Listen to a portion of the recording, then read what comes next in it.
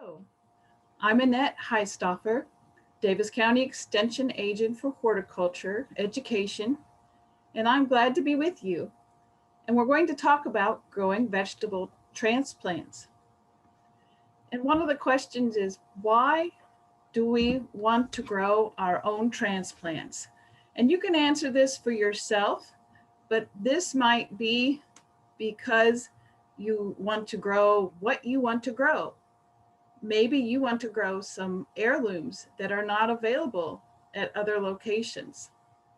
And possibly you might want to grow transplants that are a little bit different timing than what's available. So you can make them available when you need them. And they're fun to grow. So today we're going to learn about basic materials, when to start planting seeds, how to start them, the growing conditions needed, transplanting, and not forgetting about hardening off the plants. Some of the basic materials are your containers, the soilless media, a lighting source, and seeds. Part of this that you would use for containers can be things that you might even have around your house. Paper cups, styrofoam cups, maybe plastic milk jug bottles, carry-out food containers, milk carton bottoms, peat pellets. There's even the netted core pellets. Make sure it's netted or it'll all come apart. And then a plastic tray or some kind of container to handle the water when you're watering these containers that you have your seedlings in. So the peat pots on those, remember to tear off the edge of the top of the peat pot before you plant it. If it gets dry along the edges, it'll dry it all out and the roots will become dry and it'll kill your plants. So the trays are needed to make sure that you can put your peat pots, pellets, or any kind of container in it and not have water all over the place. For the soilless media, we're looking at seed starting mix, possibly peat pellets, coconut coir, maybe even the netted core or that's compressed, and potting soil. The compressed core looks like a brick and then you add water and it fluffs up. With that, these are all materials that will be without pathogens that could cause problems for our seeds.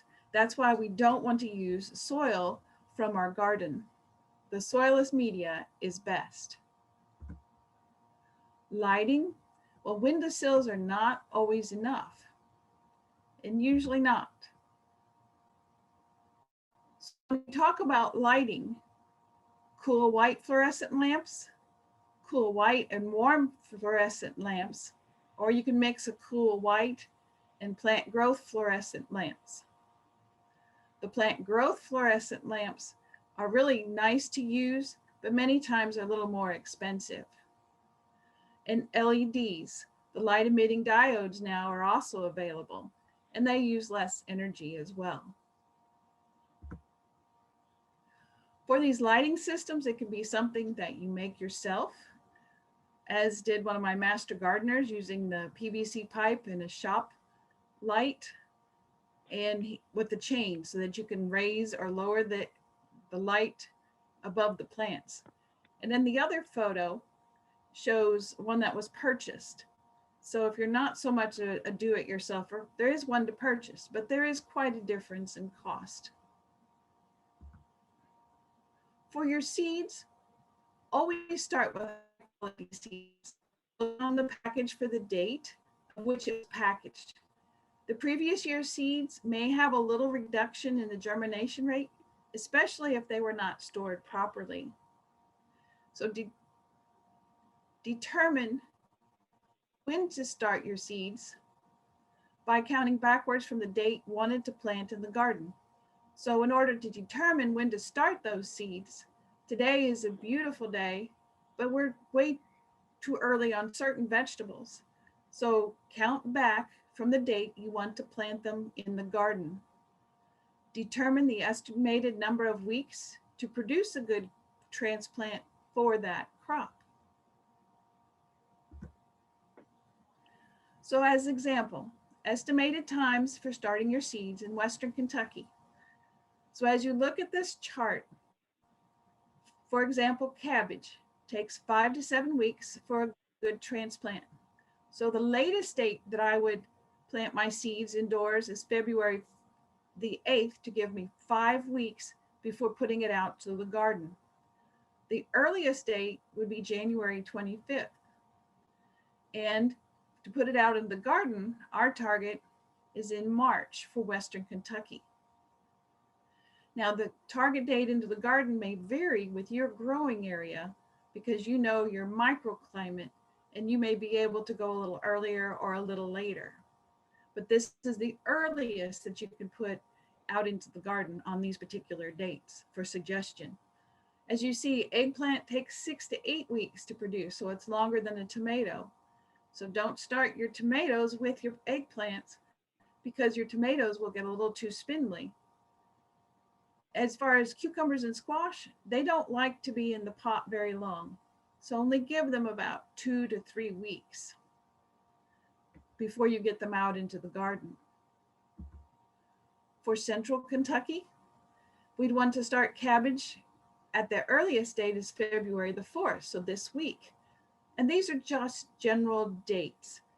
As far as going out to the garden, we just have to listen to the forecast and determine again in your area, and you know what your particular garden does in production.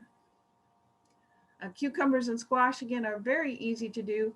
You could direct seed those out into the garden, but by giving them 1 or 2 weeks advantage, definitely gives us the vegetables a little bit sooner depending on the weather.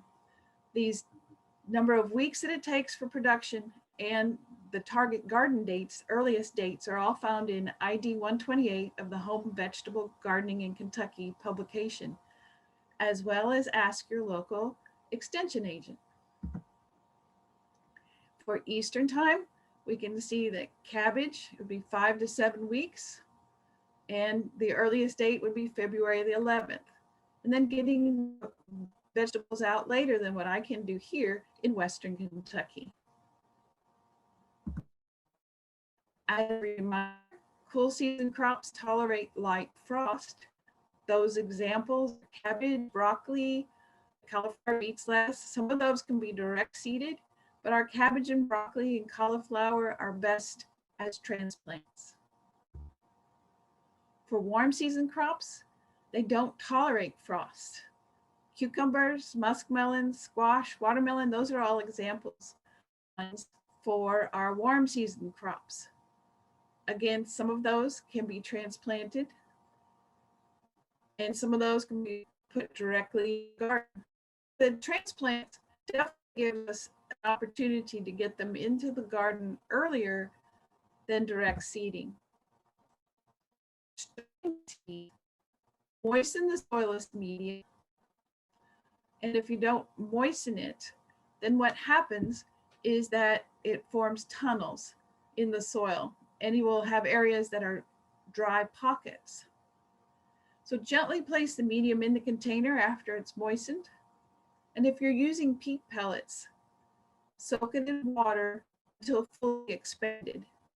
And you will notice when you put those in water, if you haven't used them before, it would be the same with the coconut coir as well. And a lukewarm water would be a good idea because we don't want to shock the seeds. To sow them, we're going to broadcast them across our container, or we can put them in rows. Tomatoes, peppers, broccoli, cabbage, all of those are fine, either broadcasted or planted in rows, and then lightly covered with moist soil if you have some left over, or a little bit of dry soil, and then water them in. Also, those that are good in individual pots are tomatoes, squash, and cucumber. Cover it lightly with, again, some moistened soil, and you can do that within the peat pellet itself, or if you're using soilless media, just put it over inside your pot if you're using peat pots or other containers. The squash and the cucumbers do not like to have their roots disturbed, so the peat pots or the pellets or coconut coir are great ways to grow those. Then place your container into a clear plastic bag if it doesn't have a lid, but this helps to keep the container moist for germination. You can use a heat mat for germination if needed, especially with like the seedless watermelons and some of those that are harder to germinate. But once they're finished, don't leave them on the heat mat, because if we do, then the plants will become spindly. As those cotyledons emerge, that's what you're seeing emerging out of the soil, the first looking like leaves, remembering that the cotyledons are the seed leaves, giving the food to the little seedling as it's emerging. Then we need to move it to a growing area. So place it where there's enough light. Remember, a windowsill is usually not bright enough and they'll need some artificial lighting. Lights need to be moved up as those seedlings grow. So as you can see, another master gardener started some seedlings. And in her situation, she didn't have a chain to move it up, but she was very creative in finding ways to block up what she had to keep those lights close to them, 3 to 10 inches above the foliage. Keep them on 12 to 18 hours per day, and a little bit longer. So you might want to go 14 hours if you're having a little trouble and they're beginning to become spindly. I find a timer is useful because in our hectic lives, it's tough to keep those lights, get them on and off it, and remember to make sure that they're turned on or off. And high intensity results in better quality. These are examples of some spindly seedlings that are not quality and they won't survive or do very well. The temperature requirements are night temperature of 60 to 68 degrees Fahrenheit at night and 75 during the day as general rule. So that general rule is 10 degrees warmer than the night temperature. So day 10 degrees warmer than night. Cool season crops, though, require a 55-degree temperature at night and 65 during the day. Otherwise, they become really leggy and they start stretching. Warm season crops, we want higher during the day and night temperatures compared to cool season crops. So 65 degrees night and 75 degrees day. If tomatoes go below that 65 degrees, many times you'll find the first fruits are what we call cat-faced. They don't form correctly. In transplanting them, we're going to move to a larger container when we have the first set of true leaves form. We lift the seedlings from the container with some type of flat tool where you can tease the roots apart. You may take 2 little seedlings and gently tug them apart. And we definitely want to handle them by the leaves, because if we break the stem, then we've lost the plant. So remember to handle the plants by the leaves, not by the stem. If we handle it by the stem and it breaks, the plant is done. In fertilizing these seedlings, we fertilize them after a second true leaf appears, and we do it according to the fertilizer label. And generally they give you a half rate for seedlings. An example might be a 20-20-20 fertilizer or liquid fish emulsion according to the label. Repeat the fertilizer application within about 2 weeks.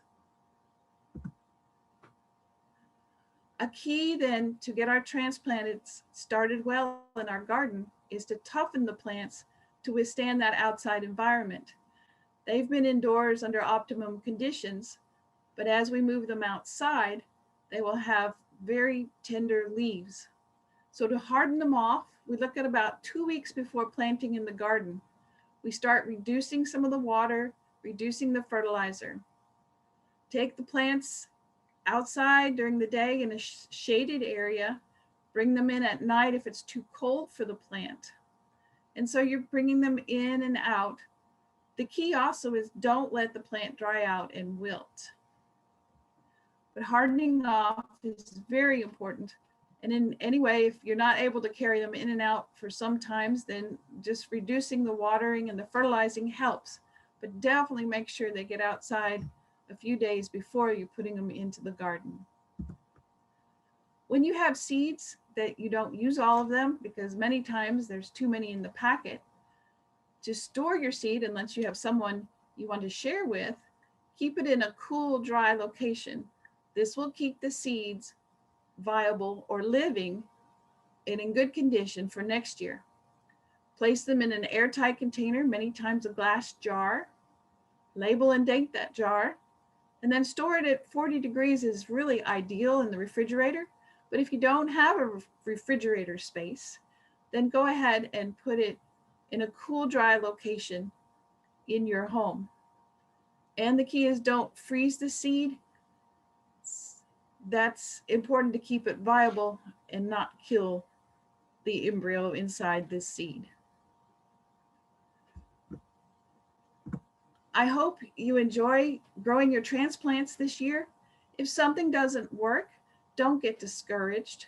Just continue to try and you'll learn from your experience. And don't forget to ask your extension agent for help if you're stumped or there's some conditions not going quite right.